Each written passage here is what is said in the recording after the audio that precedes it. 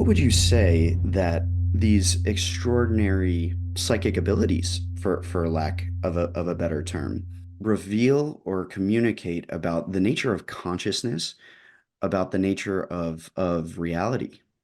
I think what is coming to us as a whole humanity is this wake-up call, really, that what else have we missed? What else have we assumed as not there, as not possible?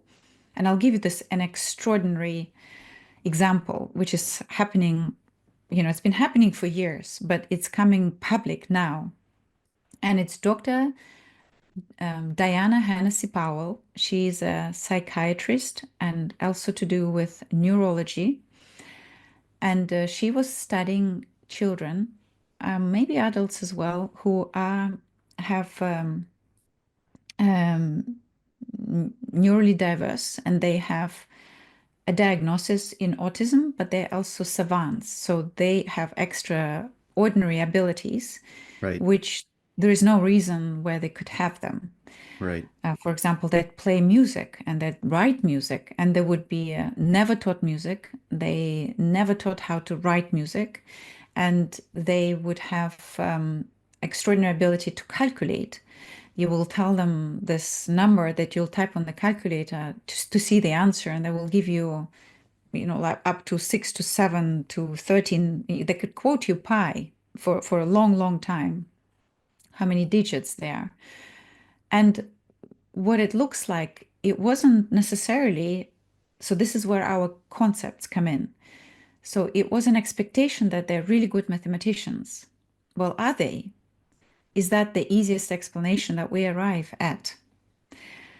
Is it possible that they were reading the mind of the person who was looking at the calculator? One, you know, is it possible that all answers exist anyway somewhere? Is it possible that they are good mathematicians and they've learned this somewhere and it's not, that it's not something you could learn in school or at the university?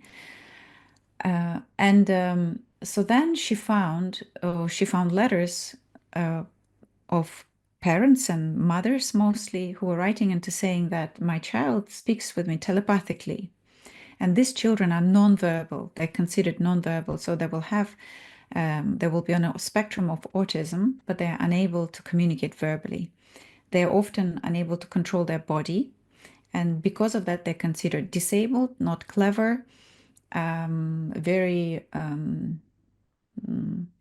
shouldn't be belong in the society at large, and also people stare at these children and also at families when they become social, when they want to be social, until so she started to meet these people, these families, and she could see that a lot of the times these children, if you run a test, that would be 100% correct in what the parent was thinking, and there was no way the parent could possibly have communicated to the child. And it started when these children started to learn to type. So they're also called spellers. And they're spelling things on touchpad, like a tablet. And there are methods on how you teach them. And apparently, these children, the reason they are unable to, or potentially one of the reasons they're unable to control their body is that when they were able to touch that and explain what they're actually experiencing, they don't feel their body. They don't know they have hands. They don't know they have fingers. They need to be touched to feel their body, to be in their body. And one of the child was explaining that the reason they wave their hands around is because until they do, they don't feel they have hands. mm, So this, something that we see externally and have been told to interpret in a certain way by society, because we certainly have been told that this is a disability, and now we use a different language to it to be more polite, but the veil is still there. And so the more parents she's met, the more it was absolutely irreversible truth that these children are 100% correct. And if we do, Dean Radin is also have been contributing to this discussion with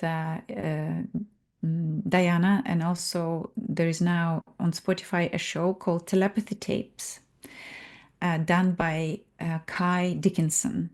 And you can just type telepathy tapes, it would come up. And so she's recording children, and they're doing filming, but she's at the moment removing podcasts. And what my point is that these children, not only they are able to communicate with parents, and there is irrefutable evidence, like you just can't fault it. And what we've done, for example, not I have done, but we as in parapsychology field, and it's now moving into science because there's so many publications, the accuracy of telepathy or some sort of ability is absolutely not even close, to 50% in terms of accuracy. And these are people who are quite skilled in these abilities. And you might have come across about remote viewing as well, Yes. work, which has been funded by US government. And people were able to, after so many hours, iteratively going through all sorts of sensors, are able to describe, without matching, without arriving early at the definition of what they might be seeing. If they're seeing the color red, for example, or they see metal and they start to conceptualize. So they try to remove all of that concept and go as many times all over their sensors of what is coming through. And then the picture eventually through, in 1 hour will start to form after they've been several times through all of their sensors and perceptions. Sometimes they get it quicker, but these children, they take no time and they tell you exactly, what you're looking, what numbers are on the calculator, Wow. what is in the bag, what shopping is in the car that they have not ability to know. So there was one beautiful example is that when one teacher came and she forgot sweets in the car, and she says she bought three things, and she says, "Okay, well, I will bring you cookies." And the boy didn't speak, and he drew on the piece of paper like a donut shape, which is another type of biscuit she bought, which did have a hole inside. And then she drew another sweet, which she had. And he said, "I want all those too." There's no way he could know. And so this is just one. Another thing that these children talk to each other telepathically in class. Another thing, these children meet regularly, something they called on the hill, when they even agree on time when they meet. They make appointments and meet in a virtual space somewhere where they talk and they speak languages that they have not been taught. They type in languages that have not been taught, from English to Jewish to there were even Egyptian hieroglyphs that were coming up. And they could switch between languages never been taught. They learn from each other. Unreal. Unreal. So if one of them learns something, they transfer the skill through this mental conscious space. And they talk about God, and they talk about connection to God. They all talk about love, and they feel for each other. They want to help each other.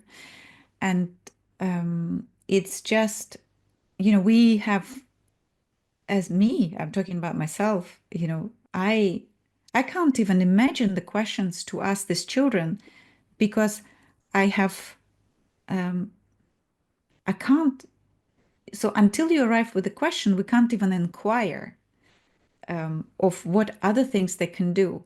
It's something that every one of us, I feel, have to formulate in our mind, and almost we are walking in the dark because we are taught by Western education that it's not true, because you can't touch it physically. It's sort of a materialistic point of view if you don't have data. And now we certainly have data. I mean, you can't walk out or walk back and say there isn't proof that these children and telepathy exists and communication, and that telepathy is beyond language, and that telepathy has no borders. These children even taught people who haven't experienced, so they're teachers. They've taught their teachers and parents to be able to communicate with them that way. Maybe they are meant to tell us, what the world is like. Maybe there is no duality as we are perceiving and what we are told. So I really hope that we can take this conversation into how can we jointly investigate this from all directions, from material science, from physics, from psychology, from historian anthropology, you just Yeah. any aspect.